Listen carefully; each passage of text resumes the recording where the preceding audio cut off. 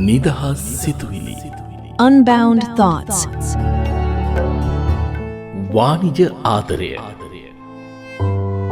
යෞවන ආදරය කාසියක දෙපැත්ත වගේ විටක සුන්දරයි පවිත්‍රයි හැඟුම්බරයි ඒත් විටක පවිටුයි වේදනාත්මකයි කටෝරයි කෙසේ වෙතත් මානව ශිෂ්ටාචාරයේ ඇරඹුමේ පටන් අද දක්වාම ආදරය කියන්නේ මානව හදවත් පුබුදුවාලු අමරණීය හැඟීමක්. හදවතින්ම ආදරය කළත් නොකළත් ආදරයේ පොදු සංකේතය හදවත. වර්ණය රතු. දිනය පෙබරවාරි 14.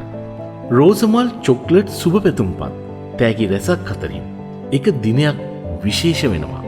යෞවන ආදරයට හිමිකම් ඇති අයත් හිමිකම් නැති අයත් ඒ දිනය සමරන්න පසුබට වෙන්නේ නැහැ. ඇයි එහෙම උනේ?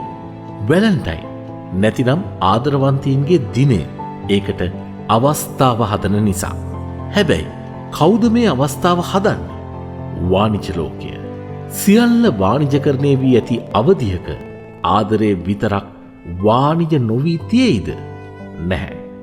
දැන් බොහෝ දෙනාගේ ආදරයත් මිලට ගන්න වෙලා. සුන්දර හැඟීම් වාණිජ හැඟීම් බවට පත් වෙලා.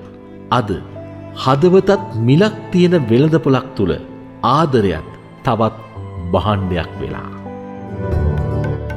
නිදහස් සිතුවිලි Unbound thoughts.